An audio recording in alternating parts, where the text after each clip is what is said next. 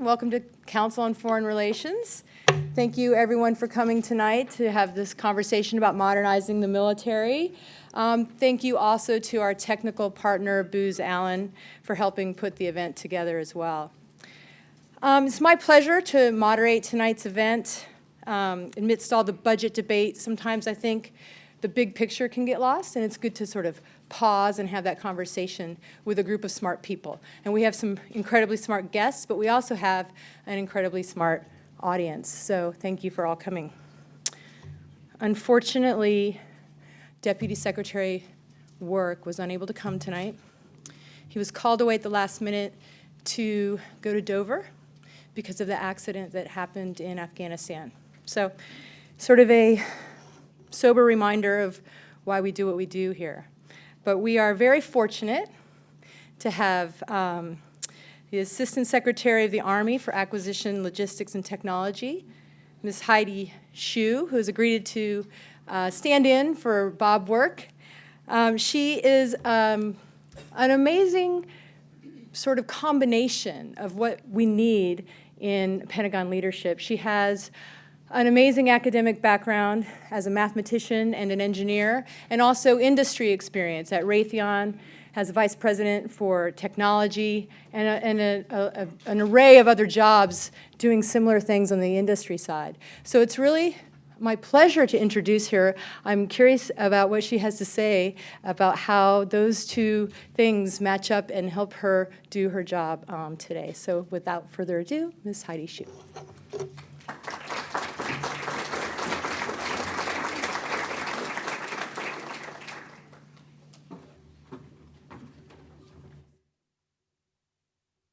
Well, it's great to be here with you today, and I'm looking forward to a lot of your questions, so armor up, buddy. Okay? What I like to do, actually, if you don't mind, I'll just stand behind the podium since I'm mic'd up. This way, free speech, okay? I'd like to kind of give you a big picture perspective of some of the issues I'm worried about, okay? And the way I look at the world is I see the nation states kind of flexing their muscles. Okay. I see the ISIL threat inflaming across the Middle East. At the same time, we're suffering the instability in a fiscal environment, instability in our planning our budget. We're going through a drawdown in force structure, and we're reducing the civilian workforce. The world has not gotten safer, it's gotten more unstable, so we're confronting a multitude of threats in a diminishing resource environment. So within that context, people all often ask, how are you modernizing the Army? Okay.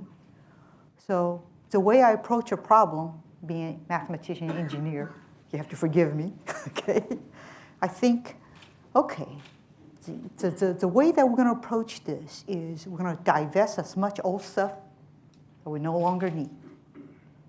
The Vice Chief of Staff has asked us to look at every single one of our portfolios to figure out what are the stuff that we no longer need, but we're sustaining it, we're spending money sustaining it. Let's divest that, right? You can save your O&S cost if you divest the old stuff. The next piece of stuff, if the Army is asked to execute a mission tomorrow, we're going to go with the stuff that we have today. We're not going to design something from scratch. So therefore, all the stuff that we have, if it's coming back from theater, it has to be reset. When I say reset it, turn it to 0 miles. So it's ready and it's good to go, okay? Next piece, if you think about pyramid, that's next layer, middle layer of my cake, okay? I think about modernization. But the way I think about it is we incrementally modernize a lot of our major platforms.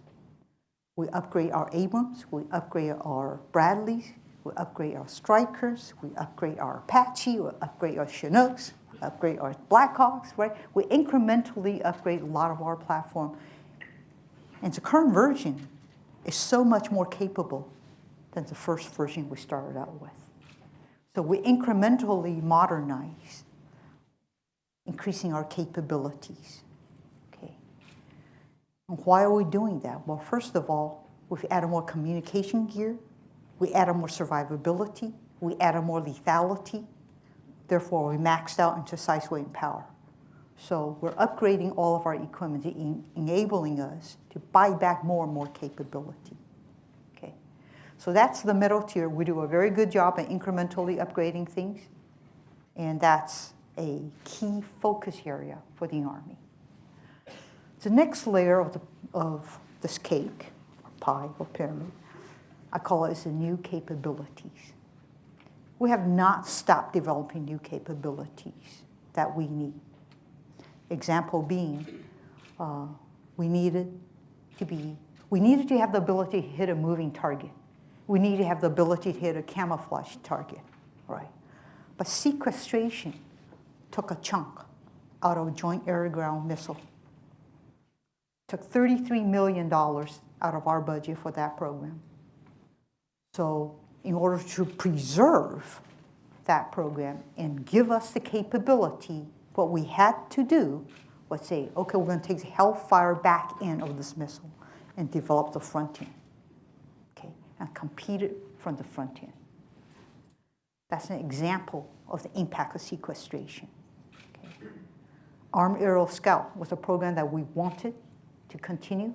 We could no longer afford due to the budget, due to the sequestration, the budget cuts that we were facing. So that program was in essence sacrificed as a result of sequestration. Okay. But other new capability we're going to continue to develop or procure. Other example, there's a Patriot MSE missile, missile segment enhanced. It's all these gazillion acronyms, if you know that's in the Army. Missile segment enhanced is a missile that's going to go a lot higher altitude, a lot longer range. All the component commanders, the COCOMs, are asking for that. So we've entered low rate initial production, and we're ramping up into full rate in a few years. Okay. So that's focused on the area of lethality. Other things that we have focusing on lethality in terms of bringing on additional capability, Excalibur. It is our exquisitely 155 millimeter, exquisite targeting capability. Okay. And that is in production. So just gave you a couple of examples. We're also focusing on the small arms. So across the spectrum, what we focus on is increasing our lethality from the bullet all the way to the biggest missile, okay, across the range. Increasing our mobility. We need to enhance our mobility, but literally having more maneuverability saves lives, okay? So the things we're investing in that our S&T budget has helped us in is example of improved turbine engine program, ITEP program. Okay. We spent S&T maturing the technology. Now the RFP, the request for proposals, gone out. We're anticipating awarding the next generation of improved turbine engine. Why do we need that? We have to have the ability to fly at higher altitude and high temperature. Okay. That will enable us to be able to fly high, hot, anywhere in this world. That's why we need it. Okay? And it will go on to the Apache and the Black Hawk. So the new capability, I just gave a few as examples that we're continuing to focus on. It's very, very important to us to continue to develop that. If you think about our S&T, that is the seed corn of our future. We have preserved our S&T budget. We spend $2.4 billion a year in S&T. Okay. Why? Because it's going to develop the next generation capabilities for us. give you an example of what we've done, if you just look in the rearview mirror. Third generation, forward-looking infrared, okay? We spent, actually since 1999, developing the science, okay, for that capability. So the Army spent 15 years, over $200 million invested in maturing the technology. Now the technology is mature enough, it's turning into what's called a program of record. We have a proposal out that will turn into program of record. We're designing the system to be common, so it will go into our Abrams and our Bradleys. And we'll design a version of that for our Apache. So this is how our S&T budget is linked into our programs to bring new capabilities in. Okay. So what are some of the things I'm worried about keeping me up at night? Well, lots of things actually, but I'll share a little bit with you. Okay. I worry about us being able to fight in a much more contested environment. The kind of threats we're seeing in Afghanistan is going to be very different in another part of the world. Okay. The threats will be a lot more advanced due to the proliferation of threats that has happened. Okay. So we have to have the ability to not just fight at night and own the night. We have to have the ability to operate in any environment. Okay? That means any type of degraded environment, which spans from, it could be brown out, it could be white out, it could be dust, fog, you name it, we got to be able to operate in a degraded visual environment. We're spending S&T in that area. We need to be able to go faster and further, right? So we're spending our science and technology money to develop a joint multi-role helicopter. Okay, have 4 contractors, develop concept, down select the 2. The 2 contractors are developing a flight demonstrator. So the first flight in 2017, we will take the flight test results from the 2 different demonstrators to inform our requirements in terms of art of possible. Okay. Once you do that, then we will initiate a future vertical lift program for the Army. So there's a process we actually go through, starting from the S&T into the requirements, into driving our program of record to deliver a capability so we can fly twice as fast, twice as far. Okay? So those are just some of the examples I talked about.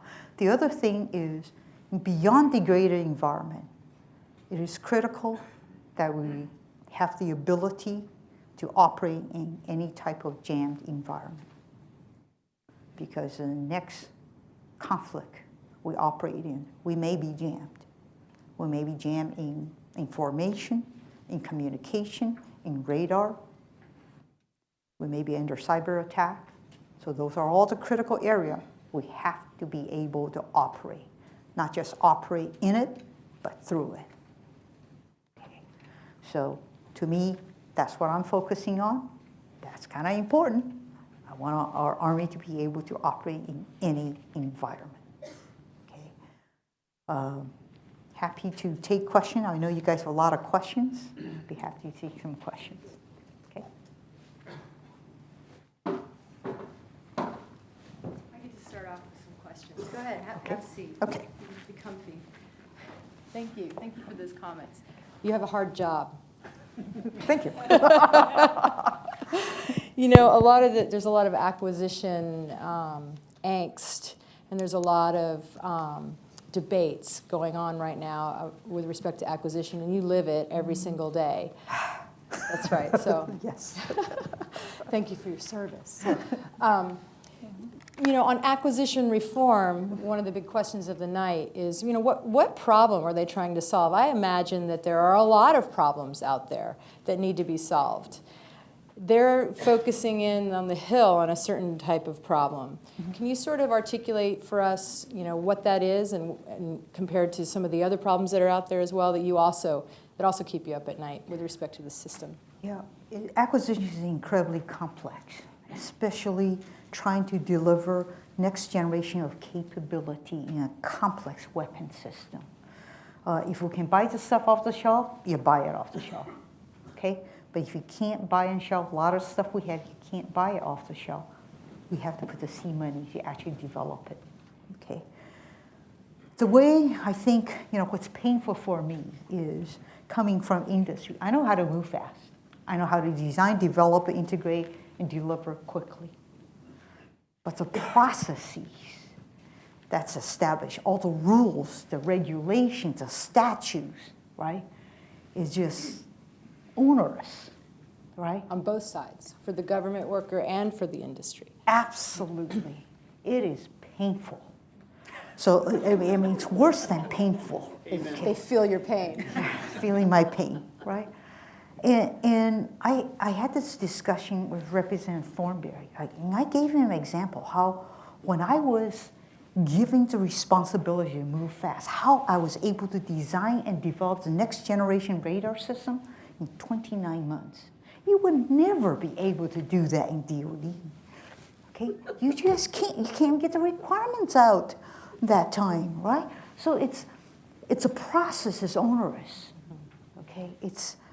And I think the other big thing that I have observed is in industry, we all work for the same company. If the company actually gains profit, we all benefit, right?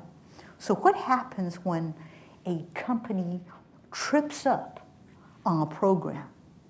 They will throw the best people across the company, try to turn this program around. And the way I talk about that is to think about it. The bus has accidentally went off the road and turned upside down in the ditch, right? Everybody's going to jump in, turns the bus right side up as quickly as possible because you're bleeding cash, right? So we have all vested interests. But in the Pentagon, 3 months into the Pentagon, I walked in there. Dr. Carter's office, Ash, you can't believe this. And I just want to share my observation coming straight into the government for the first time. When a program is in trouble and it's upside down in the ditch, what happens? Everybody goes and shoots out the tires, the windows, and the kneecap of the bus driver, right? It's a shark-infested environment, and there's no common vested interest, right? There's something wrong with this, okay? Because I'm used to actually collaborating, helping each other, and that's not what I see. Because you know what happens when a program gets in trouble? Aha, they smell money. I can take your money for whatever I want to do. Those are sharks that are in other parts of the bureaucracy. Oh, other absolutely. government sharks. Oh, yes, yes, yes. Self-inflicted sharks. So this onerous process, you see it on both sides, right? It's hard to do business with the government. Oh, yes. Right? I don't know what you guys want to do. So, I mean, what would you change to make it easier? Because we're talking about this, but we have, for all good reasons, regulations and rules to prohibit certain bad behavior on the one hand. But on the other hand, we're talking about leveraging innovation, and we're going out to Silicon Valley. Those Silicon Valley companies are going to be like, "What? You have to do what?" Right. So how are we going to entice them to be part of the process? So I can tell you, yeah, their eyes will kind of like fog over, I think, rolling the back of their It may head. not even be worth their time. Well, Decide. we're fundamentally different because within the government, whatever we buy has to be there long-term to sustain our use. We don't just change all our systems on an annual basis, right? And if you think about the Army being 1 million strong, we don't buy 1 million of something in 1 year. We usually buy it incrementally. Well, the commercial industry, they lose interest pretty quickly because they're on to the next iteration, next market, right? And no, but we want you to sustain it for 20 years for spare parts. Right. They're not going to do that, right? But I would say acquisition, part of the problem that we have is any time a program fails, there is no tolerance for program failure. As a result, you get oversight, more and more oversight, more and more rules, more and more regulation piled on top of you, right? So you're handcuffed and your feet's tied together, but they want you to run this marathon, they want you to sprint this marathon, right? It's just sort of mind-boggling the amount of rules and regulations that you have to go through. It's painful, right? And GAO's done lots of study to show just how many layers of briefings you have to give to get to a milestone, right? The amount of documents that you have to fill out is unbelievable, right? Why do we do this to ourselves? Yeah, we need to simplify that. We can simplify that. Why don't we tailor to what we need? Why don't we do things as common sense instead of, no, I'm going to force you to fill out this form by this template, right? So we don't do things that's common sense, unfortunately. Okay. I have lots of questions, but I can talk know all that night. you do as well. In the front here, is that Sydney? Okay. Sydney, my buddy. Get the first question. Thanks. I'm actually loud enough, as the secretary knows, but I'll use the mic. Sidney Friedberg, Breaking Defense. You mentioned, obviously, the theme of getting things out there quickly. You also mentioned the issue of jamming of electronic warfare, which may become a vector for cyber warfare if the signals are used not just to jam, but actually to insert malware. But the Army is taking a very long time to actually deploy any kind of electronic warfare technology. I think we're in the 2020s before we have anything more than the sort of small local jammers, the non-network jammers, on our MRAPs and so forth, especially with the Russians, who seem to be the masters of brute force, large-scale EW, acting up. Is there any thought of accelerating this, or are there no resources for accelerating this? So, Sydney, the problem is you're touching into a classified stuff it's very hard for me to tell the whole world about. And, but don't think we have nothing, okay? Okay, that would be next question right here in the front. Yes. Yes, ma'am. Good evening. Kelly Brown from the Chief of Staff of the Army Strategic Studies Group. So, ma'am, you touched on this just a little bit, but what do you think, perhaps, like the Army of our future, maybe let's say 2030, 2040, might actually that modernized Army look like? And what do we really specifically need to do today to change our policies, acquisition processes, et cetera, to get to that modernized Army? Well, the policy, we're going to have a very, very long discussion. And I'll be happy to chat with you for a long, long time, okay? The separate site, how to streamline things. We are trying to work with the Hill to identify, initially, here's some low-hanging fruit. Can you just give us a low-hanging fruit to eliminate some burdensome documentation that's really not necessary? So that's kind of step one, right? But we got to do that every single year, right? I can tell you what the Army has done. I've looked at our Army regs. What are the stuff that we're doing to ourselves? Self-inflicted wound, that's what I'm talking about. The rules and regulations we impose upon ourselves, that's totally unnecessary. So I've asked my logistics lead on the policy side to take a look at all the documentation. This is what I call the self-inflicted. Let's clean this up. There's regulation on top of regulation on top of regulations, right? It's time to clean it up. So we're in the process of doing that, thank God, right? It's really needed. I want to talk a little bit about Army of the Future, just give my 2 cents worth. The chief will have a much better vision, but I'm just going to give my 2 cents worth just because I'm a techie, okay? Go for it, Secretary. Okay. So I look at what's happening, okay? You have explosive growth in UAV, right? There's a poor man's Air Force. Everybody's going to be able to buy that and utilize that against you, right? It's obvious. So how are we leveraging capability and how are we countering that, okay?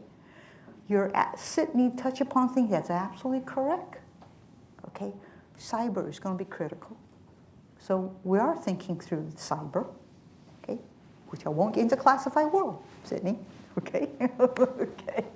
So there are things we have to think about. We have to dominate the spectrum. How do you do that? Right. We need to do that. And we need to protect the information. If you protect the information in transit and in rest, you can steal all the stuff you want. I don't care. It's a piece of hardware, right? It's a doorstop. It's a heavy doorstop, or maybe a light one. But, right? So there's a lot of things we can do differently. So to me, we got to operate. If you think about where we need to go, we got to operate in the intersection of SIGINT with electronic warfare with cyber. So that's obvious, right? Obvious to me. Okay. So a lot of things we need to be doing differently. Okay. Let's chat. Yes, ma'am. Okay. Good job. Any other questions? Just in the back here or in the middle? Hi, Steve Rodriguez. I work in venture capital, and I've appreciated your analogy to comparing the acquisition process to a bus or having a number of people on the bus. My question is whether they have a steering wheel or a handbrake, who should get thrown off the bus? Who's driving the bus? Thank you. You're absolutely right, and that's the other thing that I actually have a poster in my office. I call it the acquisition bus. It's a very long bus. Every single passenger is a stakeholder, and they all have a steering wheel and a brake, but nobody else on the rest of the back of the bus other than the driver has acceleration pedal, okay? and you'll notice, and there's speed bumps every 5 yards, okay?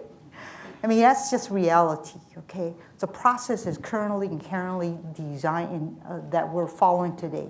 It's incredibly onerous. It's painful, okay? So, and you trip over each other because there's just too many people. In the corporate world, you will never have that many people tripping over each other with sort of overlapping domains, okay? I go to a meeting within the Army. There's a cast of thousands in there, right? And I have no idea who most of the people are. They don't say a word in the meeting. I don't know why they're there, but they're all taking notes. They're there to take notes. Right? In my 33 years in the industry, I never experienced that. So it's very different coming into the Army and coming into the government, in which you have tons of people, assistants and deputies and up the kazoo. You know, it's not lean. It's not lean in any sense of the imagination, right? It's not the way how you will run a corporation, right? So fundamentally, it's so different. Oh, I'm going to have to write a book. You're going to have to write a book. Okay, I've got time for one more question right there in the, yep.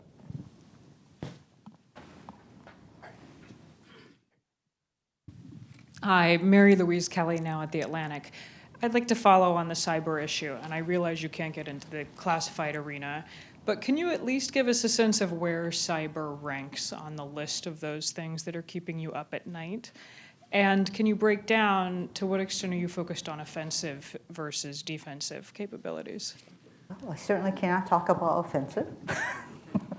But cyber is high on our list of concerns and worry. So we are actually working across all of our PEOs. One thing that I have established is a system integration effort that cuts across 12 of my program executive offices. Because I have PEO aviation, PEO ground combat, PEO ammunition, PEO missile and space, and guess what? Cyber touches across the board. It has no boundary. Therefore, what we have done is create a focal point that cuts across all the boundaries to coordinate all the effort that cuts across. And a lot of our EW activity is cross-cutting as well. Okay, That's why you have so many people in those meetings. but we're going to skip, you know, Right. so you can't limit them. Okay. Well, unfortunately, we're out of time with Ms. Shyu. Thank you very, very much for stepping in at the last minute and for joining us today. And we're going to take about a 5-minute changeover to get the next panel up. Okay.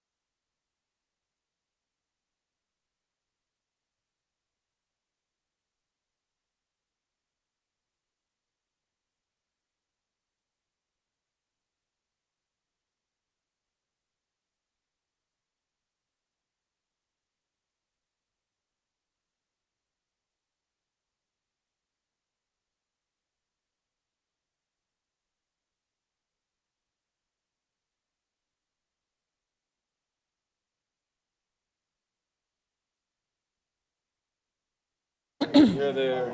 I'm in the middle. You're supposed to turn those off, Michele. I Yes. am. All right. Well, everybody made it back to their seats. This is fabulous. Well, it's my great pleasure to moderate this panel with three distinguished guests. To my left is Ms. Michele Flournoy, the president of the Center for New American Security, and most importantly, my former boss. Former Undersecretary for Policy in the Pentagon and a wealth of knowledge on all things policy and national defense. To her left needs practically no introduction, given that he brought his whole uniform. It's the only one I got. Has a resume on the side. It's nice. General Mark Milley, the Chief of Staff of the Army. He's been in the job for 6 long weeks, and they've gone just like that, though, haven't they? I plan on making 7. And and also, most importantly, I worked with Mark, General Milley, when we were in the Pentagon slaving away on global force management and all sorts of issues associated with that. So it's an absolute pleasure to see him rise to the highest ranks in the Army, and we're expecting, and we know we will have great things. And then to his left is Greg Wenzel, who's with Booz Allen, brings a lot of experience in the IT world and has put some great thought into acquisition reform, especially with respect to C4ISR. So we're looking forward to hearing some of his ideas as well today. I want to leave a lot of time for questions, but I want to start off with the broadest of questions, which is, again, we pitched this whole event to talk about acquisition reform. Because at the end of the day, or I should say, but at the end of the day, what we buy should be a reflection of what we're trying to do. And there are lots of debates about how to fix acquisition. So I'd like to try to bring it to that level and ask each of you, again, what problem are they trying to solve and for what? And we can kind of frame it that way. So I'll go ahead and I'll start with you. Great. Well, Janine, thank you for hosting us, and thanks for all of you for coming. I wanted, acquisition reform is a perennial topic in Washington. It's one of the windmills that we keep tilting at again and again. But what I wanted to do is to make the case for why this time, no kidding, it's actually strategically imperative that we do something to fix some of the problems that Secretary Shyu talked about. First and foremost is the security environment and how it's evolving.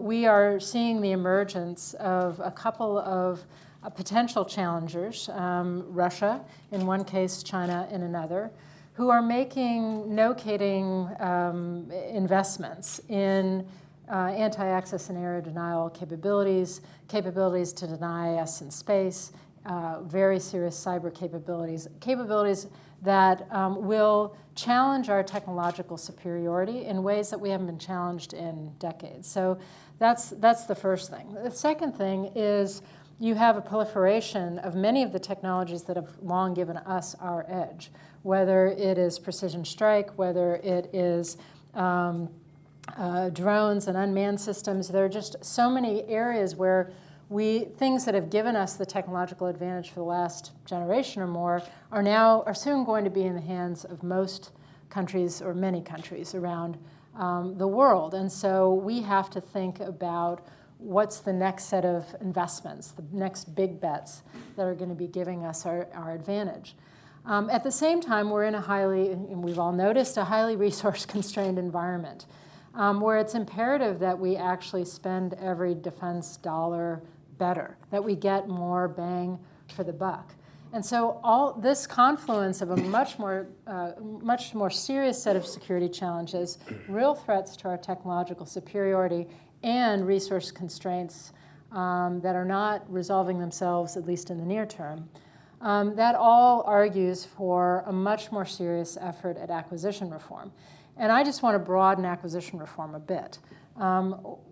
Beyond simplifying processes, reducing regulatory burden, getting smarter about all of that, I think there's some more fundamental issues that we also need to talk about. One is the fact that the Department of Defense needs to access the cutting edge of technology, and that cutting edge is not necessarily driven any longer by DoD-funded R&D. right? So it used to be that DoD research and development funding, that was what was generating GPS. That was what was creating the internet. That was what was creating the basis of innovation for the military. Now, a lot of that R&D is happening out in the commercial world, whether it's Silicon Valley or elsewhere.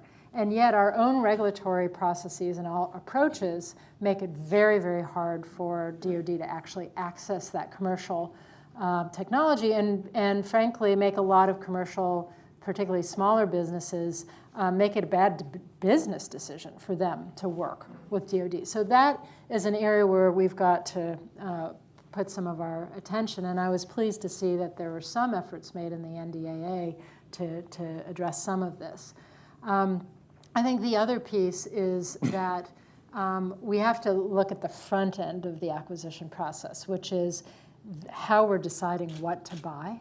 And this is an area, because of all the changes in the security environment, we need a much more competitive approach to concept development. We need to rethink some of our investments, some of what's in our current programs, and I know that makes a lot of people in this room very nervous, reopening some debates, reopening some questions.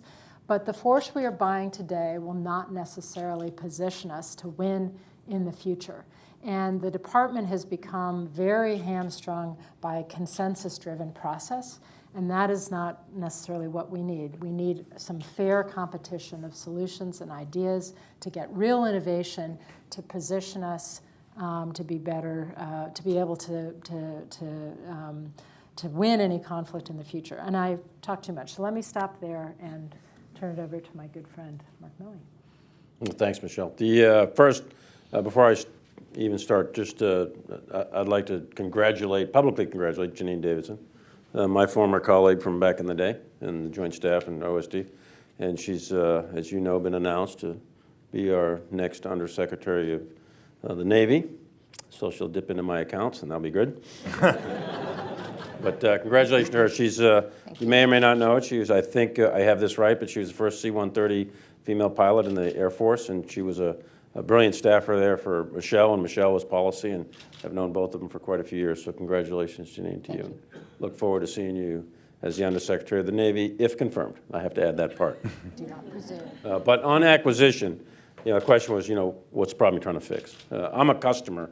I and all of those of us in uniform are really customers of the system. And I've done my share of deployments in combat over the years. And my view of the system is, number one, it's slow. It's slow to deliver. So speed matters. And speed is mattering. It matters more now and into the future, I think, than it has perhaps in the past, because of the nature of the world and how fast things have picked up and the speed at which adversaries can adapt. So I think speed matters. Also, flat out, it's too expensive. The cost of equipping the military, not just the Army, the military, is off the charts. It is way too expensive. And time in the acquisition business, time is money. So the longer programs take to field a particular capability, typically speaking, those programs increase in cost, not decrease. And we are leveraging, literally the national treasury, the national wealth on some of this stuff. So it's, and we have, that's why there's a fiscal constraint in part, because some of the stuff's so expensive. So speed and cost are two big areas. But there's a couple of others. One, I think, in my view anyway, is suitability. So suitability has to do with, is the capability, is the weapon system or is a piece of equipment, is it appropriate to what the warfighter or the soldier, sailor, airman, marine, is it appropriate to what they need? So the way the system works, and this gets to both time and suitability, the requirements process, it takes about 2 years, very, very slow.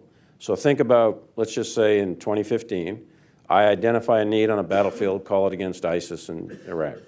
And then it's 2 years later before that requirement has made it through that stack of paper that Heidi was talking about and has been approved. And then you got to get into the resourcing, the money, the POMs, to get money to put against that requirement that's just been identified. That's a 2 or 3 year process. So now you're talking 5 years. From the time someone out there said, I need something, now we're looking at 5 years. So then you can do commercial off the shelf, the COTS process, you can buy it. You can go out to the commercial industry and say, hey, I see that widget, I like it, I buy it.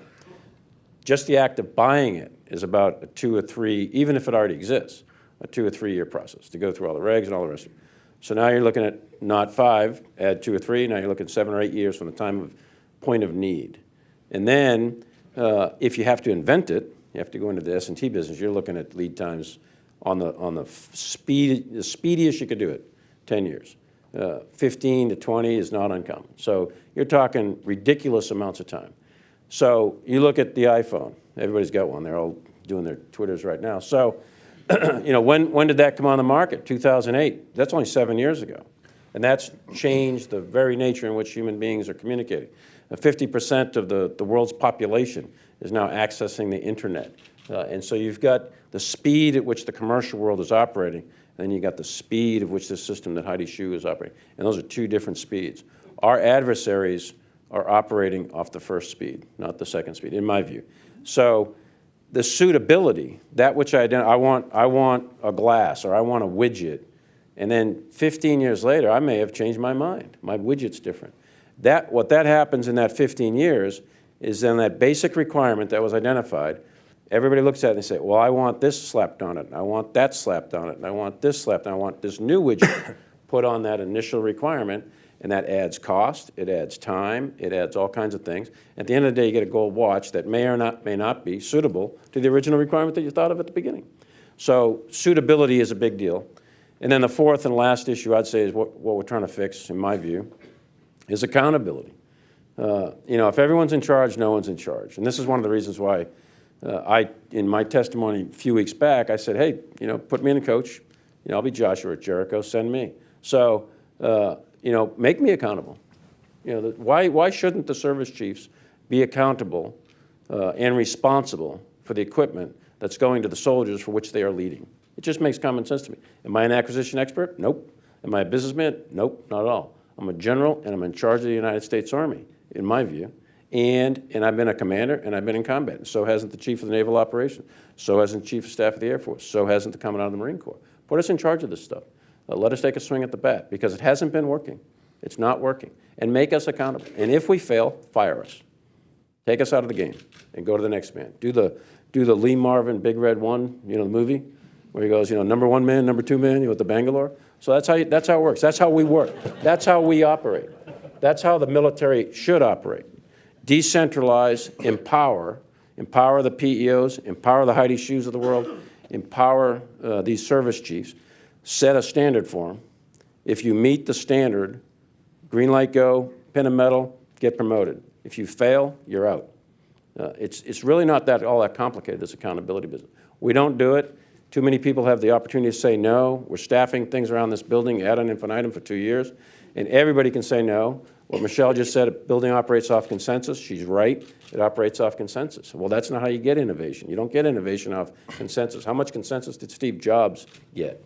I mean, I only saw the movie, never knew the guy, but it didn't look like he was a consensus builder to me. So those are the 4 big areas of what I think needs fixing, and I think one of the reforms, which I'm confident that Secretary Carter and others on the Hill are supporting, is putting the chiefs back in the hot seat, and I support it, and I'm one of the chiefs. So I say re-empower us, give us authorities, and cut us loose. We'll see what happens.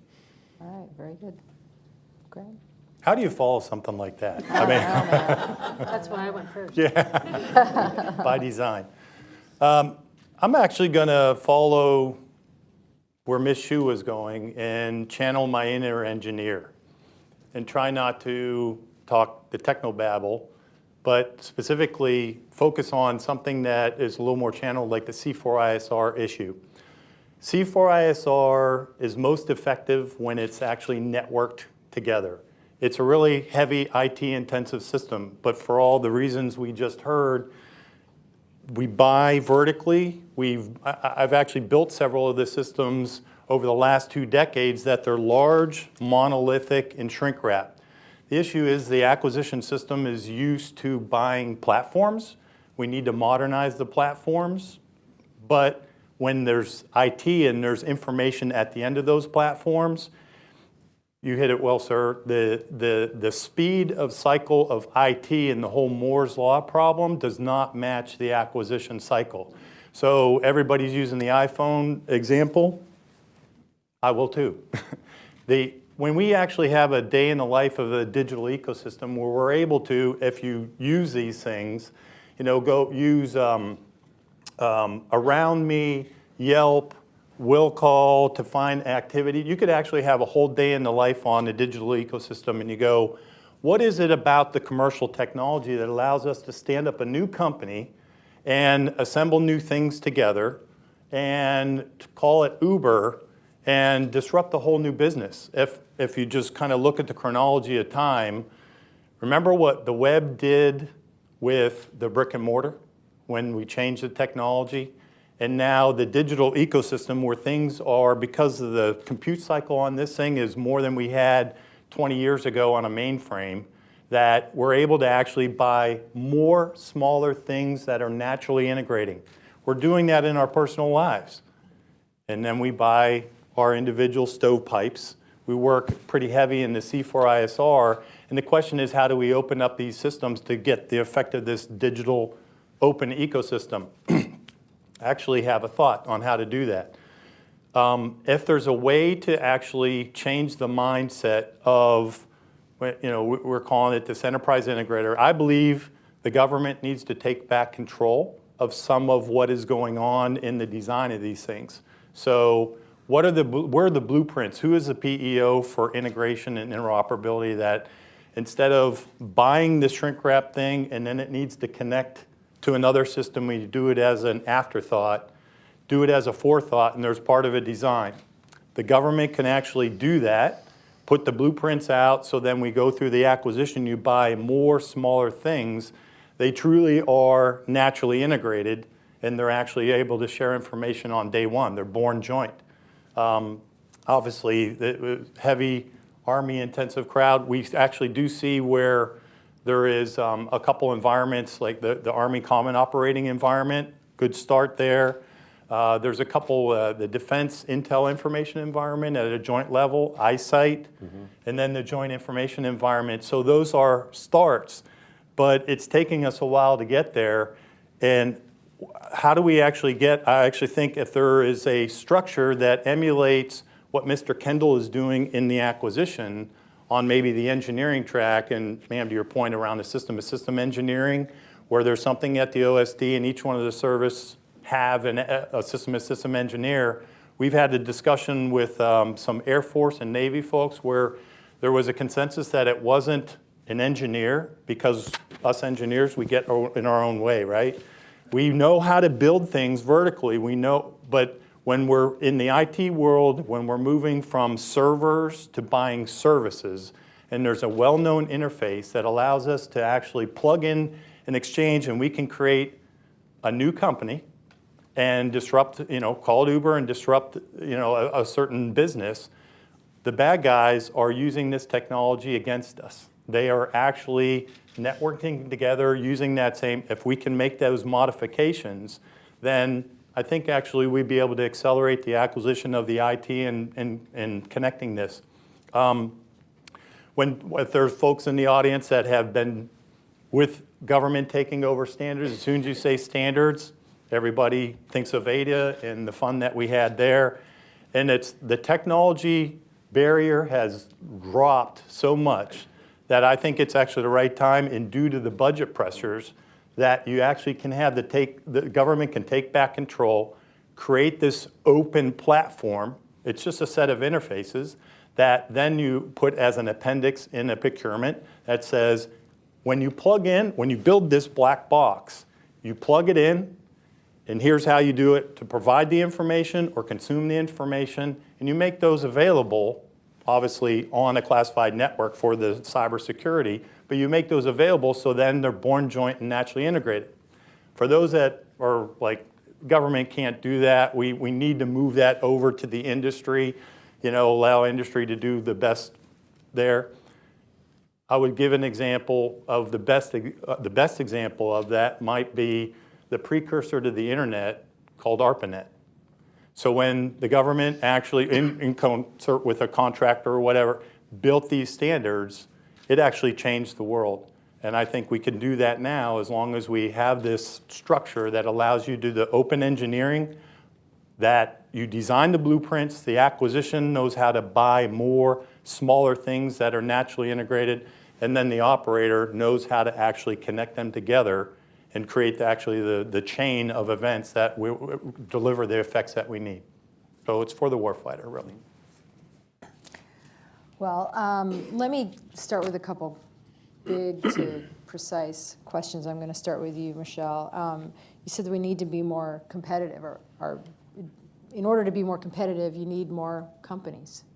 And we're having more consolidation in the industrial base. Are you sort of worried at all about the industrial base's ability to sustain, and so that we can have the kind of competition that we need, have the kinds of reforms that we're looking for? No, I am actually worried about the health of the industrial base, but let me just clarify. When I talked about competition, the first place competition needs to happen is in the world of solutions to problems and concepts. So I would like to see a situation where we have, a problem that the military is trying to solve, and we create a level playing field for the different services and different groups to come together and say, how would we attack that problem? And to allow a more open dialogue with industry, whether it's through industry days or what have you, but to get industry to the table to say, well, what's really possible? We are so worried about, the protests when we have procurements that we've deadened the dialogue that needs to happen between the services to say, here are my problems and here's what I need. And industry that can say, well, here's what we're working on and here's what we can offer. And oh, by the way, here are some of the kind of cost and capability trade-offs that we need your insight to know how to make those properly and offer you a solution. But, so I think figuring out how we create the space without biasing a procurement to have a more conceptual competition for problem solving. And I actually think that in some areas we need to question, does the traditional requirements process, is that the right answer? I mean, it may be in certain areas where you're going to buy something that's going to last a generation or two, you need that process. But there are certain types of acquisition where, because of the slowness that you described and the fact that by the time you actually go through the whole process, you've procured something that has been outpaced by what your adversary is doing and what the field needs. I mean, I think there's a whole category of things that maybe the requirements process is not the right approach. Maybe it's much more of a iterative process of, getting first generation solutions out there, and then feedback and experience with that, and then moving to the next thing. But so I do worry about the competition with the industry, but what I was talking about is much more of the competition of solutions, the competition of concept development and solutions development, and refining those over time rather than this very time-consuming, stovepiped requirements process. And you need that dialogue with industry in order to do that, right? And we have these rules and these... And I understand why the rules were put in place. Right. I mean, because, and to your point, every time something bad happens, more rules were put in place. But I think it's gotten to the point where we are working against ourselves in very fundamental ways. There's two niche areas within the Department of Defense that actually in the acquisition area work extraordinarily well. Mm-hmm. One is the nuclear sub stuff that Johnny Richardson, Admiral Richardson, now the new CNO, was running here shortly ago. And then the other's Special Operations Command down in Tampa. There's a reason. They run under the same rules, same stacks of paper, same rule set, same requirements, same processes, exactly the same. Why can they adapt, innovate, and produce outcomes faster, better for their warfighters in the nuke business and the special operation than the rest of DoD. Why is that? There's one fundamental difference, and there's many differences, but there's a singular fundamental difference, is the commanders are involved, and the commanders are placed by law in charge. So U.S. SOCOM, General Votel, is in charge of that program, and so wasn't Johnny Richardson. And they are held accountable. And they know the deal. We all know the deal. And nobody wants to get relieved, right? So that's a big difference. So when you put people in charge and you hold them accountable, then things start changing with us in uniform, with the military. That's the way the military operates. So to use a bad analogy, my dad fought across the Central Pacific, right, in World War II with the 4th Marine Division. So he went from Kwajalein Atoll to Saipan to Tinian, Iwo Jima. He's just a young Marine. But if you looked at their generals, right, Nimitz is the sink pack, and he looks down there and he says, Marine General, go forth and seize Iwo Jima. What do you think happened to those guys when they didn't seize Iwo Jima? Or Saipan, or Tinian, or Tarawa, or you name your island, name your battle. So that's the way we've been brought up. That's what we expect. We know the risks and hazards of our chosen profession. And I say, pin the rows, put people in charge, and hold them accountable. I think that's the rules of the game. We've gotten away from that over the years, and I think we need to get back in that business. And I think that will fundamentally change outcomes. You know, and the Army has had some big profile acquisition misses in the last 10 years, you know, with the Future Combat System and the ground combat vehicle, the helicopter, right? For the record, they happened previous to 6 weeks ago. I was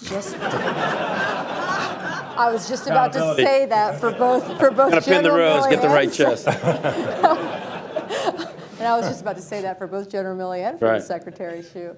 But the question is, and especially given that you will be more accountable, I mean, what actually needs to change to sort of not have that happen in the future?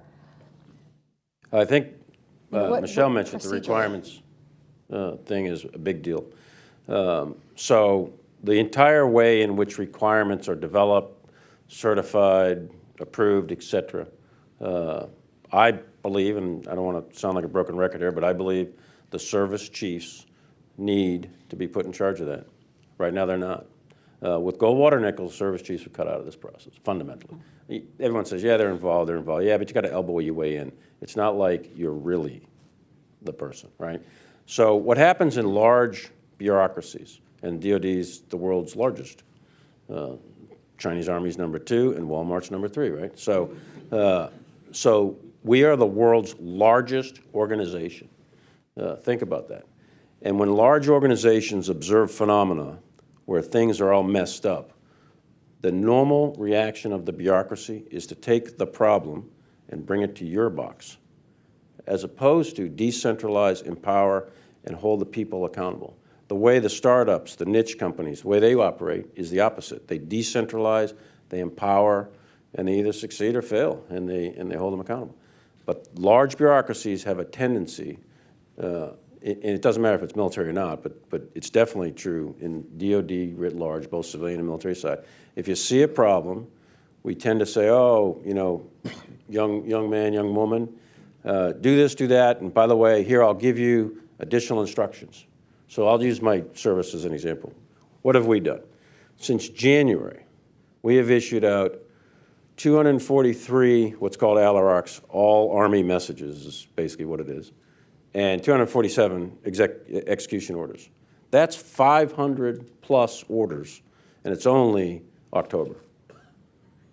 Think about that. In 365 days, a strategic headquarters to the Department of the Army has issued out more than 1 order a day.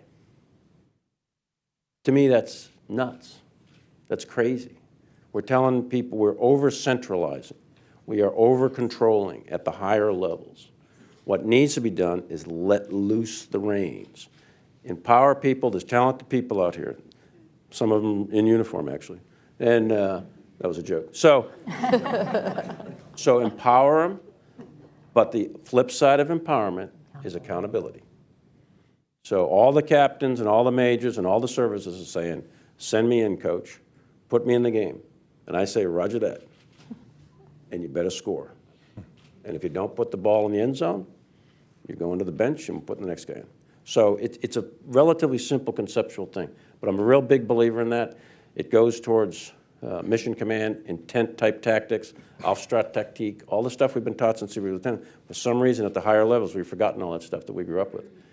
Decentralize, empower, and hold people accountable, and it gets much better. Will you need to change your organization, headquarters at all in order to take on this responsibility in any way? Well, I also think we have, frankly, I think, Department of Defense writ large, and I'm the only member of the JCSC, so I'm not speaking for my other services, but I think they would probably sign up to it. I think the Department of Defense writ large is a bit top-heavy, to say the least.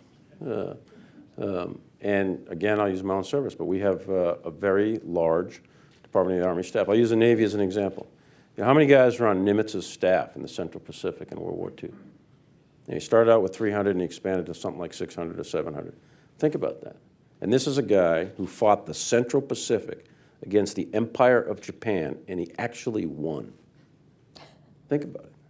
Those staffs in World War II were relatively small, relatively. They weren't as big as we are today. And then the staffs back here were quite small. You look at what George Marsh, Chief Staff of the Army in World War II, look at his staff. It was not big. So smaller, more agile organizations at the top, empower people, hold people accountable, set some standards out there, and then hold people's feet to the fire. And I think you start seeing things change in the acquisition world. But it doesn't just apply to the acquisition world. It applies to a lot of things. Greg, I'm intrigued by your idea. It's part centralizing, but then part decentralizing. It's like centralize in order to decentralize. But there's another piece that I'm sort of having a stress flashback to my time in the Pentagon when we were dealing with the adaptive planning problem set. And, you know, it was exactly like you're talking about, where you had, you know, decades of proprietary software that was stovepiped into various parts of the system. You know, the Navy was buying this, the Army was buying that, and then even, I mean, they had separate contracts for everything. Systems didn't talk to each other. We were trying to make it all happy. We even tried to get like a Rosetta Stone that would kind of make it all talk to each other or whatever. It was also, how do you overcome the legacy stuff that's already there? You know, we're no longer the first mover. We're having to build on something that already exists. Yeah, I would say definitely we don't want to throw the baby out with the bathwater, right? So there is billions that has been spent to date on relatively good systems that actually solve their particular niche of the problem. But what we're finding is in the joint battle or going after the bad guys in general, right, the mission and the effects chain transcends organizational and acquisition boundaries. And to the general's point, right, we're running into large organizations and a certain amount of bureaucracy that comes naturally with a larger organization. And how do you decentralize it? The thing, IT has, the internet has actually inverted how we do the whole organization. Imagine if we were to do the top-down design of the internet from the department, right? We would go, okay, we're gonna set up this site and this site. It's invert the model, to your point, sir. You set up the standards, and again, I would call it set up the interfaces. That is, what is the capability need? What are the interfaces that the system will provide or consume? And then you can actually chain them together. That actually scales. That the TCP IP protocol that was the basis of ARPANET and the internet, that is a simplicity scales, complexity at a top-down does not. So the balance of, if we're able to come up with those standards with the adaptive planning that you struggle with, we actually were part of the fun of trying to connect. And that was when we knew we needed to network these systems together, and we did point-to-point connections, which is what engineers do. We know how to connect one thing at a time. But having a discussion with Vint Cerf, and when he designed the internet, it was an inverted model. Make it simple where we have the set of interfaces based on a mission, capability need, and then hand it over. TCP/IP, Mosaic browser, give it away, and then you'll actually find things naturally connecting together, but empowerment with a certain amount of standards. Well, let me go ahead and open it up to some questions right here. Aaron Simpson. Hi, Erin Simpson from Karis Associates. If I can follow up on this DARPA internet example, because you can't talk to anyone at DARPA without talking about how they invented the internet. They didn't know they were inventing the internet, right, is also part of it, right? The mission requirement for TCP/IP was nuclear survivability, right? Was how, in a degraded communications environment after a nuclear explosion, are we going to transfer information? And they had the idea that we might do it one packet at a time, right? Interestingly, it's not clear to me that there was ever a federal procurement of the internet after that, right? So from a business model perspective, that leaves open some really interesting questions about how one engages with DARPA. I run a consulting firm that's worked with DARPA for several years now, and the business model question on the software side, is we haven't really talked a lot about, is a huge question, I think, especially for small businesses, but also for much larger ones. But I think the broader question I would ask the panel is, how does an organization with as large a budget as DARPA and as much talent as DARPA, one of the sort of rare places in the government that they get the S&T and Silicon Valley talent, into the federal government, how do they make their innovation and research relevant to the very near-term problems in the sort of 2, 3, 5-year space that the folks in the rest of the Pentagon are dealing with? I'll take a shot. So That's good, because I didn't understand the question. it's engineering. It's engineering. Kidding, I actually knew what DARPA was. He knows what the internet is. Yeah, and it was Al Gore, right? Yeah. I thought it was Al Gore. Yeah. That's what he said. Well, love that joke. Big fan. Vin actually corrected us when we were using that joke too. It was like, ooh, okay, sorry, wrong guy. Yeah, everybody wants to claim.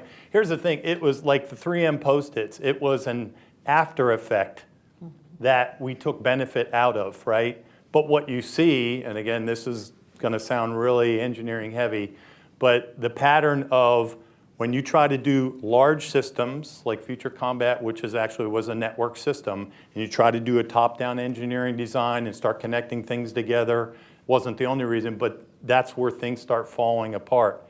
We actually at Booz Allen, we have strong partnerships. We're big federal consultant, but we're also in the commercial space. And we have large partnerships with some of the big guys that are doing the internet stuff. And they tell us we would love to get involved. They know we are familiar with the mission.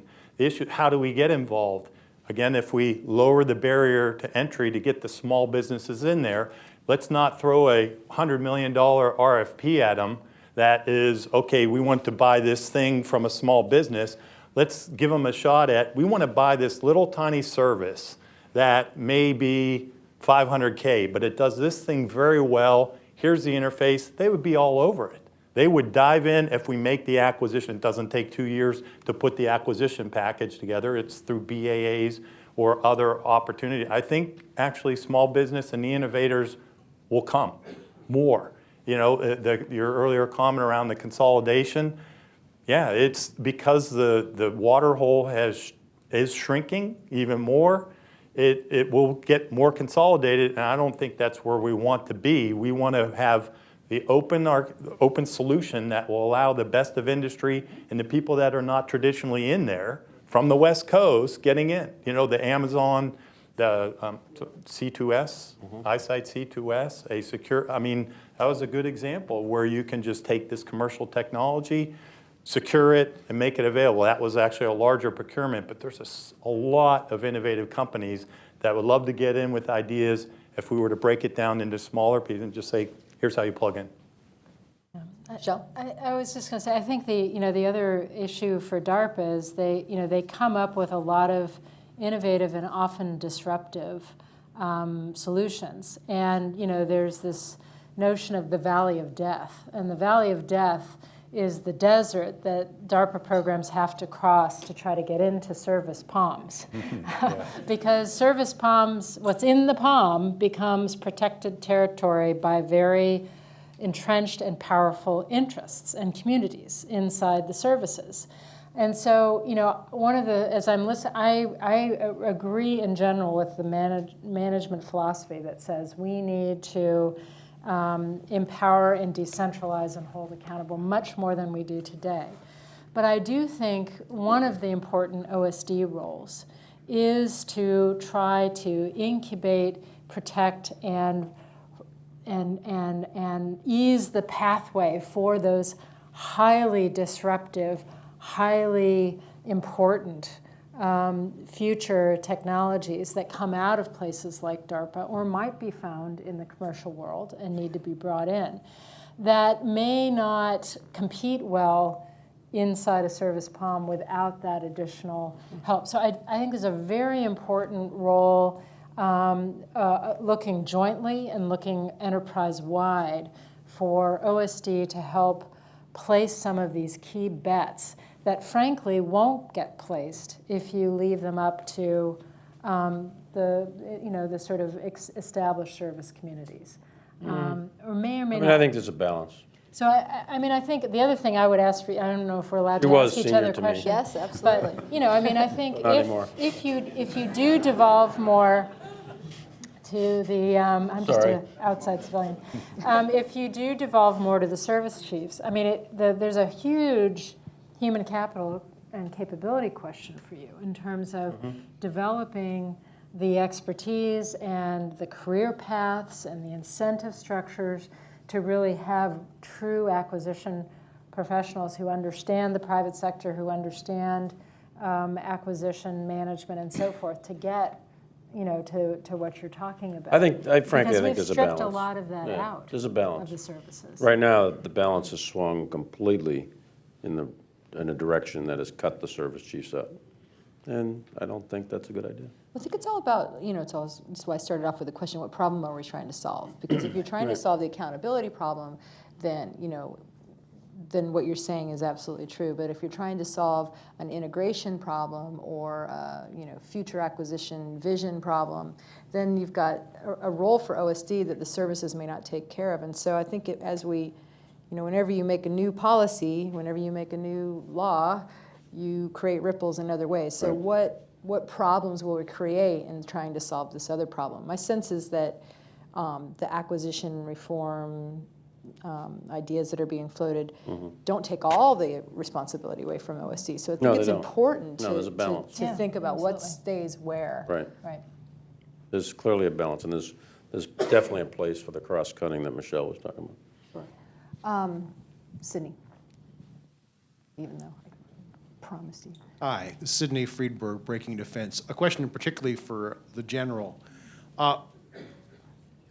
I'm glad to hear you address, the sort of the Army's almost spiritual struggle between a culture that says initiative, Augs, Frags, Tactique, and so forth, and a reality that's often micromanaging and zero defect. I'm encouraged to hear you talk about accountability as the crucial thing to make that work, to make empowerment work. But to play devil's advocate, you don't see a lot of generals being fired in the last 15 years, the way you did in World War II when they were being knocked over left and right. It seems like the only way to get fired as a 4-star is to have your staff make inopportune comments about the chief executive in the United States to a reporter. So how actually do we make real a culture of empowerment and accountability where it's not simply accountability for field grades, but empowerment for generals? Sure, yeah. No, that's certainly a big perception. What you articulated is a big perception. And I would tell you that the perception's inaccurate. It's historically and factually wrong. I'm not going to cite names. I know plenty of 4-stars, personally, that exited stage left for accountability reasons other than personal conduct. They exited for performance. We just don't advertise it. We just don't think that we should go back to the scarlet letter on your forehead and brand you for the rest of your life. Neither did they, by the way, in World War II. So using the Army as an example, there were, 10 or 15 or something, Tom Ricks's book, which is a very good book. And there's about 10 or 15, I think it was division commanders or so, that got, quote, relieved There was, roughly speaking, about 100. There were 89, the plan was for 100 divisions in World War II, we fielded 89. So more, and some guys went from division to corps and so on and so forth. So let's just use the number 100 for ease of math. So you're talking about 10 or 15% of the division level commanders were relieved in World War II. Then you ask yourself, well, why were they relieved? So, you know, one of the famous ones is Terry Allen, commander of the Big Red One, one of the finest fighting generals that ever wore the uniform. Well, he got relieved. Why did he get relieved? Because he told Bradley to pound sand, and that wasn't the language he used. So, and Bradley happened to be outranking him at the time, and it was like, you just don't do that, right? So if a general, you know, if I walked into the Secretary of Defense tomorrow and said the language that Terry Allen said, I'd be gone. It would take about a nanosecond. Or if a two-star came to me and used that same language, it would take me about a nanosecond, and he'd be hitting the streets. So we would do the same thing today. So that's not, you know, that's one example. Then if you actually peel the onion back on how these guys and what they got relieved for, very few of them were actually performance. And many were for, you know, one of the guys got relieved because he was in a foxhole and he broke up. He had a nervous breakdown at Normandy. Well, dude, he just suffered an artillery attack. And he's a human being. He might be wearing stars, but he's a human being. And he just got pounded with artillery and he had a nervous breakdown. He broke down, shell shock, PTSD, call it what you want. And he broke down. And that happens. I'm the son of a guy who hit the beach at Iwo Jima, that kind of stuff. So they took him out of command, but he's one of those 15. Okay, so they took him out of command. We have taken people out of command for medical reasons in the last 15 years. We just don't put it in the paper. We just don't advertise it. So it is not true, in my view. It's a perception, though, and it's a perception that I, as a Chief of Staff of the Army, and other senior leaders probably need to do some spade work and to counter that. But it is factually not true, in my opinion, that we have not held, or the system hasn't held, general officer accountable, other than for personal conduct. For the personal conduct ones, they splashed across the Washington Post, and those guys got hammered, and rightly so. But others, for other reasons, they were set aside, and it just wasn't done with great fanfare because we don't, you know, we don't believe that it's sport. We think it's someone's life that we just relieve a guy, and we're not going to drag him through the mud to add to it. So there's that piece of it, and I think that's something I take a look at. But I don't buy into the perception that we have not held generals accountable, in my view. And I just don't buy it because I happen to know a different story from a different angle. So you feel like that same mentality would be applied in this new responsibility? That's what he's saying. Yeah, I mean, sure. I believe that, you know, you go out and you start losing battles and wars, and your performance is terrible. I think you got to come out of the game. I never have a problem with that. Billions of dollars or whatever. Or billions of dollars. You know, no matter what it is, I advocate that, and I've done it, and held plenty of people accountable. Okay, right here in the front. Captain John Zimmerman, I am a submariner, so thanks very much, General Milley, for your kind comments about Milley, 2 L's. Milley. 2 L's. Yes, Miley sir. is 1. Got it. Line of correction. Too close to Smiley. There we go. No, that's there was a Miley. Got I it, get sir. confused with that guy. He commanded 17th Airborne Division, World War II, but that's not me. So, sir, you said speed matters. Yes. And our outgoing CNO, Admiral John Greenert, for the last couple of years, he's been saying we need to get faster, the exact same thing. Mm-hmm. So I think with you and Ms. Flournoy, you've been talking about how we can get faster, speed matters. But when we think about cybersecurity, what I'm seeing is that our response to this speed of light cybersecurity problem is really a slow, centralized, bureaucratic response. And I hear you, and I'm with you all about accountability. But if the process is broken, you know, you can try to hold me accountable for a process that's broken, but we're not going to make progress. And I'm not seeing efforts to change the process. Your thoughts, sir, ma'am? Yeah, I mean, I like I was saying, it's not just, I said 4 things, not just accountability. So the speed has to get improved. So when it takes 2 years to write and get approved a requirement for a phenomena that I observe on a battlefield or a need I observe, that's just too long. So how do you fix that? Well, you know, Heidi kind of went through quick when she said stacks of regulations. There are multiples of feet of paper. That's nuts. It's insane. And when you have to staff, so that slows things down. So it has to be streamlined. It has to be just cut to the bone. And you got to be ruthless about it. So the speed piece, I think, is a big deal. And I believe that the accountability has a piece to play in that. But it's not just, okay, I pin it on you and I go take a nap and I leave the process the way it is. No, it's much bigger than that. But I do think that's a fundamental issue, is the people part of it. I think cyber is a great example of an area where the traditional requirements process will not work. And perhaps we need to move to something more like a SOCOM model, where you actually empower the responsible combatant command with some acquisition authorities to be able to keep up with that cycle time and the innovation. But setting some basic standards for interoperability and so forth. But I think it's probably the most pressing example of where the system is failing. Yeah, turn it over to Mike Rogers, NSA Cybercom, and say, Mike, seize the island of Iwo Jima, plant the flag on Mount Suribachi, and you get promoted. Fail, put me in coach. That's right.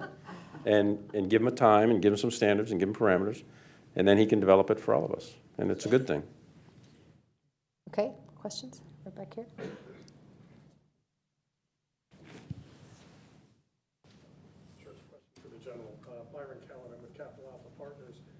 The Air Force leadership will talk about their three big priorities as their major aircraft programs. Navy will talk about modernizing the nuclear deterrent. What are your priorities for Army modernization?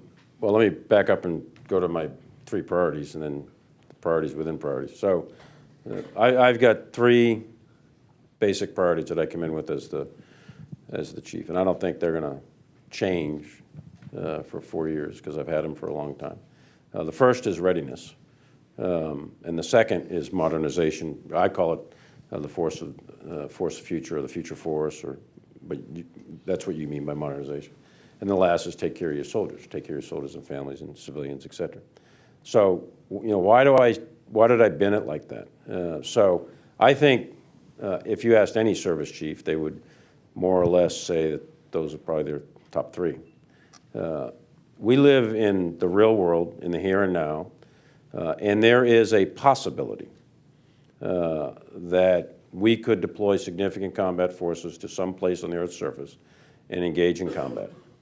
We are already, currently, right this minute, we have forces in harm's way in both Afghanistan, Iraq, and elsewhere around the world. The idea that wars have ended, I do not, I'm wearing the uniform, so I don't think these are over, okay? There may be a lull, but it ain't quite over yet. So this counter-terrorist, now taking the manifestation of counter-ISIL fight, is continuing, and it's a condition under which we are operating, and it's a action that we have to accomplish, and we have to fight that fight. But at the same time, and mentioned earlier, I think by Michele, there is now, and I think Heidi Shyu mentioned it as well, now has emerged other threats that are relatively new given the last couple of years. One, Russia, rise of China. Iran has lowered the temperature a little bit since we've had this agreement, but if they cheat, I don't know what direction that goes in. And we should never forget North Korea, and the crisis that you saw in August was quite a serious situation. So there is the days of state-on-state combat, war, may or may not be over. I'm on the side of that I don't think those days are over. I wish they were. I've seen a lot of blood. I don't want it to happen. But those aren't necessarily over. So it's possible. I'm not going to get into probabilities, but it's possible that you could have to fight terrorists of one stripe or another at the same time that you're fighting one or another state. And those particular states that I just mentioned are developing capabilities in at least since 2008 in the case of Russia, where they've modernized, changed their doctrine, the hybrid warfare and all that, and we're seeing that play out. So those are very real possibilities. And I think someone said, the world's getting increasingly unstable, more dangerous, someone said. I don't know. I don't know compared to 1940 or 1914, I don't know. But it is for sure the velocity of instability seems to me to be increasing, in my view. So there's a possibility that forces could get deployed. And those would be joint forces. So this is not an Army thing. This is Army, Navy, Air Force, Marines, Special Operations Force, et cetera. My job as the chief of a service is to ensure for the American people that those forces, whenever they're called upon, are in a state of readiness to achieve the objectives that are set out for them by the president.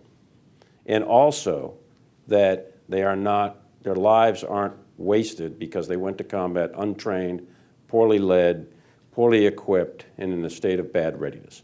We've seen that movie play too many times before in our nation's history. So readiness is fundamental and it's critical. And how we do that with acquisition is through, she said, incremental. Heidi, you heard Heidi Shyu say incremental readiness. So for the Army, we'll develop we'll have a program that develops a certain capability, and we incrementally improve it in order to maintain a cutting edge that Michele mentioned in the here and the now. And the here and the now for me is defined as, call it 5 years, inside of 5 years. So readiness is fundamental to everything any service does. But the other part of it is the modernization piece, because pretty soon, 15 years comes here, and 15 years becomes the present. So we can't sink every single dollar we get, we can't sink it all into readiness. You have to put money against modernization, against the science and technology and the entire process that we described as difficult as that process is. You got to put money against it, or 15 years from now, you don't have anything. You don't have anything that matches or exceeds your opponent. So within the area of modernization, what am I emphasizing? There's a couple of areas in terms of priorities. Ground combat is different than surface or subsurface combat in the Navy, different yet again than what the Navy does. For ground combat, the fundamentals are shoot, move, communicate, and medicate. If a small unit, an organization, battalions, brigades, companies, platoons, special operations, if they have those capabilities and the skills of the individuals to match it, then you're good to go. So in shooting, this is I think someone said lethality, okay? Shooting, lethality, pre-law, pre-med, it's all the same thing. So shooting, okay? So what are we doing in there? I've asked that we explore some significant technological change in what might be possible in the area of lethality or shooting. We know the Navy's doing great work in things like railguns and lasers. Is there, I don't know if there is or not, is there a ground application to some of that? Or is there, we provide a huge amount of air defense capabilities. Is there an air defense capability where we shoot down missiles or enemy aircraft? Is there capabilities there? So that's fundamental, is the ability to shoot. Is there going to be change, the world of 2025, 2030, 2040? Is the area of lethality going to fundamentally change or not? Maybe those systems will be restricted to only use in the domains of sea or space, and maybe it has no application to the ground. But that's important. In the area of mobility, there's two parts of mobility that I've asked the folks to look at. One is strategic mobility, and the other is tactical mobility. So the United States, if it engages in a conflict with a foreign power, in order to win, not impose costs, not do damage to an enemy, but to win, to impose the American political will on an opponent by the use of violence. To do that, that requires the synergistic effects of an entire joint force. The Army doesn't do it by itself, the Navy doesn't do it by itself, the Air Force doesn't do it by itself, Marines don't. It takes the combined effects of an entire level of effort, all coordinated and planned in time and space. So to do that, that includes the Army. The United States of America is a maritime nation, has been since our inception. But since, 1898 or so, the Army seems to have found a lot of places around the world to go to. And we get there by air, but we get there really by the Navy. So we have got to have capabilities, our forces have got to be able to be strategically mobile to be projected, okay? So mobility strategically, and then when you get on the ground, you got to move around the battlefield. And then you've got to be able to communicate, and there's massive amounts of money and projects right now that we're sinking into the ability to be able to see yourself, see the enemy, and then command and control yourself. This huge amount of stuff.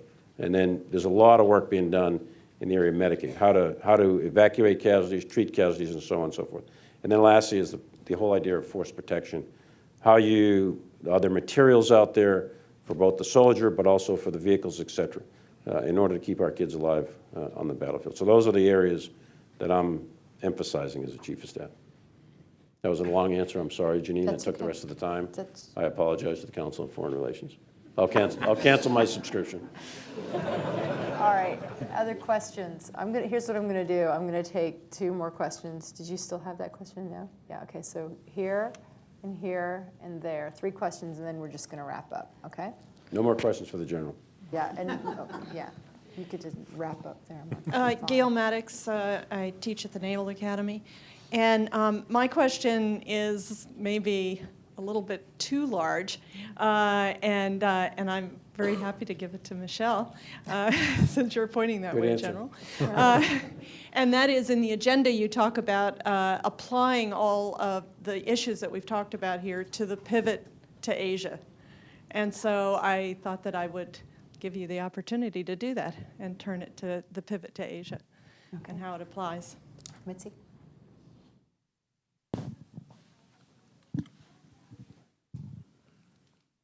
An amazing evening. I'm Mitzi Worth. I'm with the Naval Postgraduate School.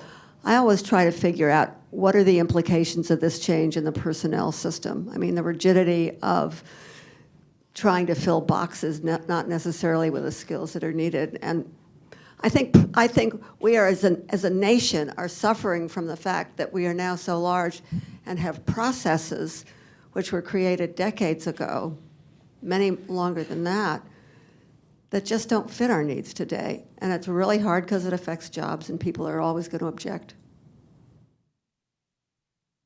Okay, and then right back there. Yeah, thanks, Emerson. Amitai Tzioni, George Washington. I find you completely convincing that the big bureaucracy is not functioning perfectly. But I'm wondering if, listen to everything I heard today, if you romanticize the business a little. And so if you are a Russian CEO, and to make it very quick, and you have a choice between building big ticket items, $100 billion, or make a better hand grenade. I go with the hand grenade. Yes, sir. But then you're not a CEO at the moment. And the CEO says 10% of the big ticket items is a hell of a lot more than 10% of the small ticket items. And you know what? I just heard something about called Citizen United. Because I can go to Congress, and I cannot compel them, but I can encourage them to go for the big ticket items. And also, I'm much more likely to get a semi-monopolistic position. So can we maybe balance the scale a little and see it's not all the bureaucracy? There are some things that government does very differently. The Pentagon has a board of directors of, 435 people up on Capitol Hill. That'd be hard to manage if you were a CEO of a big company. Michele, you want to take the rebalance question? Sure. Well, the first thing I'll say, since it's in the news, is the most important thing for the rebalance is the passage of the Trans-Pacific Partnership. Without that, we don't have a rebalance. That is foundational, and nothing that we can do in our military posture would compensate for not getting that agreement put in place as the reality of the U.S. commitment to the prosperity and growth of the region in the future, that we are there and we're staying there and we're invested. I think on acquisition, I think the Asia is, probably the primary theater that has focused people's mind on the anti-access air denial challenge. And I want to give the Pentagon some credit here in that I think under both Ash Carter and Bob Work's leadership, even under pretty extraordinary budget pressures, they've done a very good job of protecting the key technology and program investments to ensure that we're going to maintain our freedom of action, our ability to protect our interests and allies. So I want to give, I think they've done a very rigorous job of trying to do that. That said, I do think we need to do more. Asia is an area where quantity has a quality all of its own. And when you think about what we're going to need in terms of maritime and air forces, maybe Army forces, but I think in Asia it's predominantly maritime and air forces. We have, other than the Korean Peninsula. Killing me, Michele. No. Killing me. I'll get to Europe, and then you're really, then the quantity of the Army matters. But no, my point is, I do think that it's not just a protecting the right technology investments and the key discrete programs. It really, there are force structure concerns that come to the fore, particularly in that region. And I am the eternal optimist, or else I couldn't stay in Washington. But I do believe that at some point we will, have some, I hope, budget deal in a future administration and a future Congress. And the key right now is protecting the seed corn of that future investment and being positioned to grow when that turn occurs. In the meantime, very hard choices to be made. But I actually think the department's done a relatively good job protecting the investment for what we're going to need in the future. Now, for General Milley's sake, I'm going to also point out that with Russia's recent behavior, I think we have to do some fundamental rethinking about Europe and our posture in Europe and our needs in Europe, because A2AD is going to be manifest most fully and first in the North Atlantic and the High North, even before it comes to the South China Sea. And that's going to be not only in the maritime and air domains, but very much in the land domain. So we have to fundamentally rethink our posture in Europe and our requirements in Europe, unfortunately, because it's not going to be necessarily, it's now, we can't assume it's the unified Europe, whole, free, and at peace. I mean, that was a wonderful vision post-Cold War, but that is not the Europe that we're going to be contending with in the next 20 years. Let me. Did I give you enough of a No, yeah, no. I just, I've been in the job 6 weeks, as Janine said. So, first 10 days was kind of unpacking stuff and getting settled, doing a bunch of meetings and so on. But then I did a quick trip. I went to areas that I thought were, because I'm not just Chief Staff of the Army, you're also a member of the JCS. So I've got that role, and I've got to stay operationally, touching all the hot button issues out there.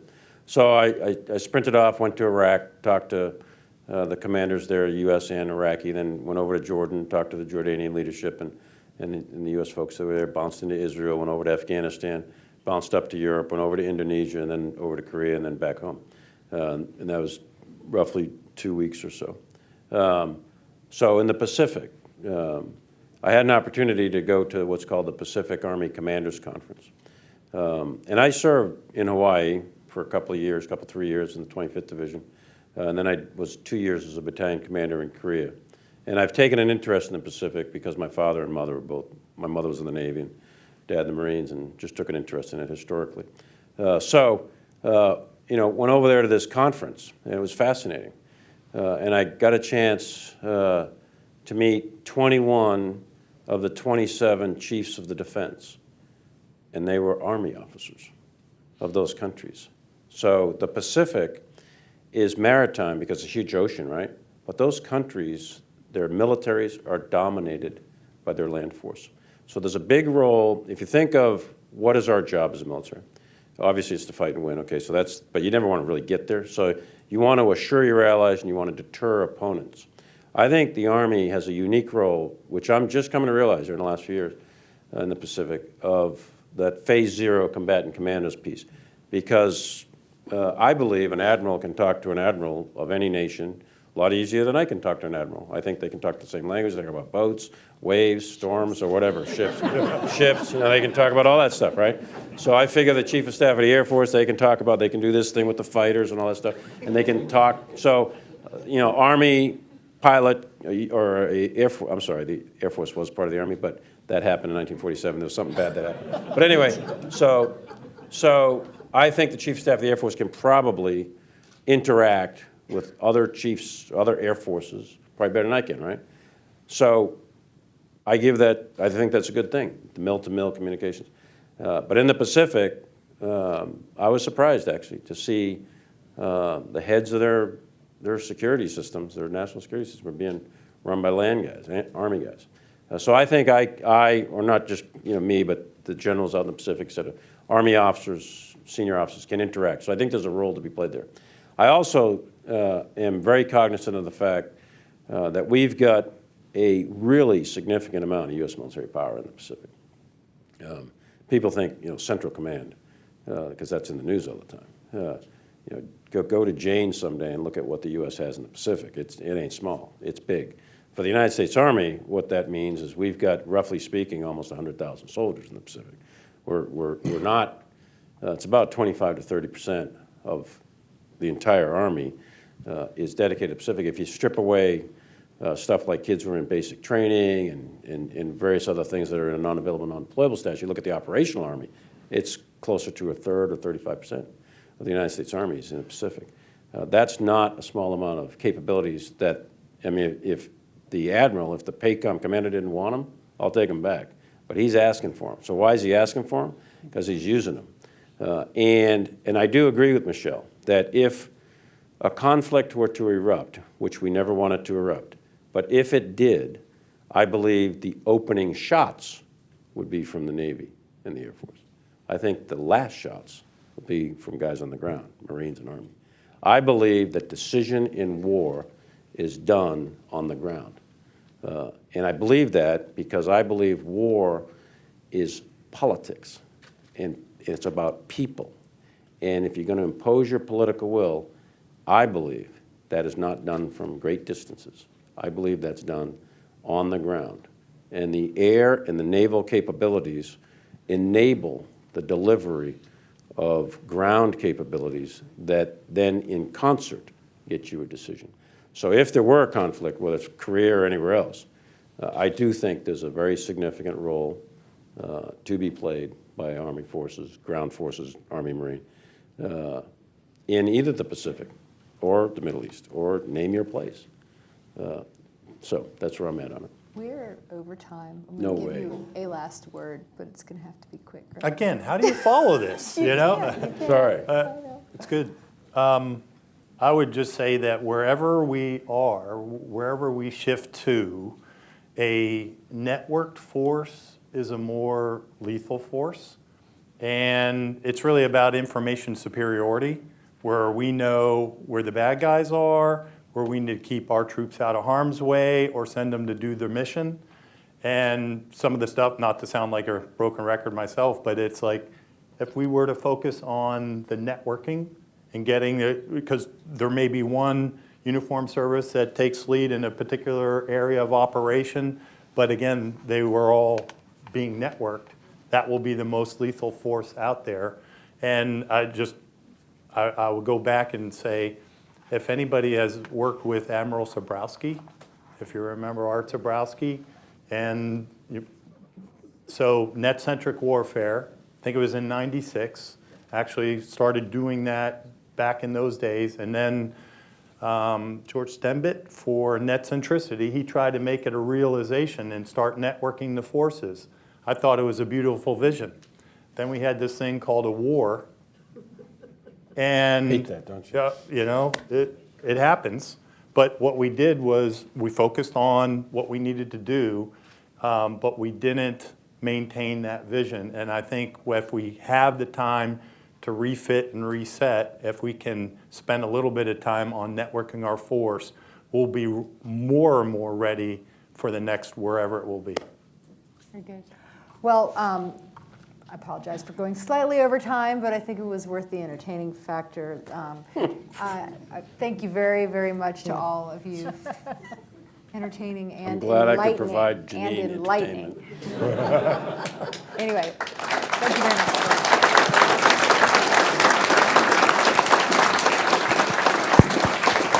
And I welcome everyone to go, I think, right out these doors. We have a little reception, and you can stay and mingle for a bit.